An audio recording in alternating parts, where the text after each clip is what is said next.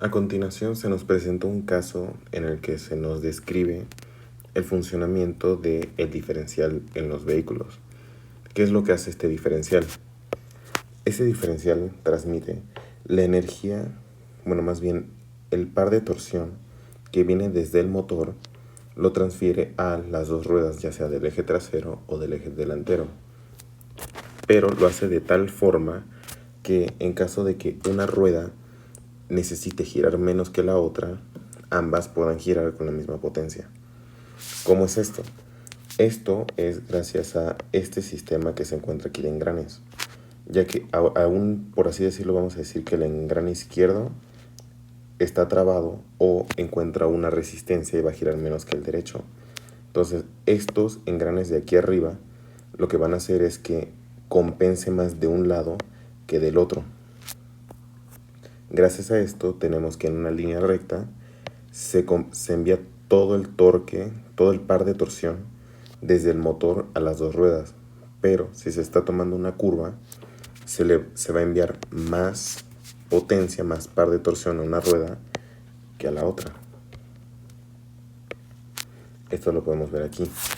El eje de transmisión, que lo tenemos aquí representado en azul, va a enviar toda la energía, más bien todo ese giro, toda la torsión a este sistema de engranes verde, por este lado. Luego ese sistema, a través de estos dos engranes de forma de trapecio, lo va a transmitir a estos engranes que van conectados a las ruedas. Ahora, ¿cómo vemos la torsión en estos casos? Primero, la vemos ya que cuando uno va a arrancar el coche se encuentra en estado fijo. Esto es debido a que el coche como tal está aplicando un peso hacia las ruedas, lo cual las mantiene fijas si el coche se encuentra en plano. Entonces, esto lo vemos cuando tenemos que arrancar y tenemos que poner un poco más de gas al coche para que se arranque. Entonces, cuando el coche está parado o se encuentra con el freno de mano puesto, algo así, tenemos el eje de transmisión efectuado sobre el tubo del eje de transmisión clavado, por así decirlo, a un soporte fijo. Entonces, aquí es donde se podría generar una torsión. Entonces, pero una vez se aplica el par de torsión suficiente, este comienza a girar, generándonos una potencia, que ya sería el par de torsión que nos brinda el motor por una velocidad de giro. Esto lo tenemos aquí representado. Esta potencia se ve cuando el par de torsión supera a la fuerza de gravedad que se genera sobre las ruedas, haciendo que se mueva el vehículo.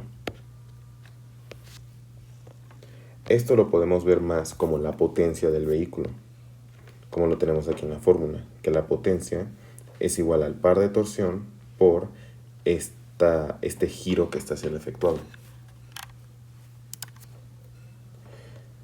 Luego tenemos el ángulo de giro. Este ángulo de giro idealmente tiene que ser cero en el coche para que el eje de transmisión no se esté torciendo sobre sí mismo. Esto lo podemos hacer calculándolo de la siguiente forma.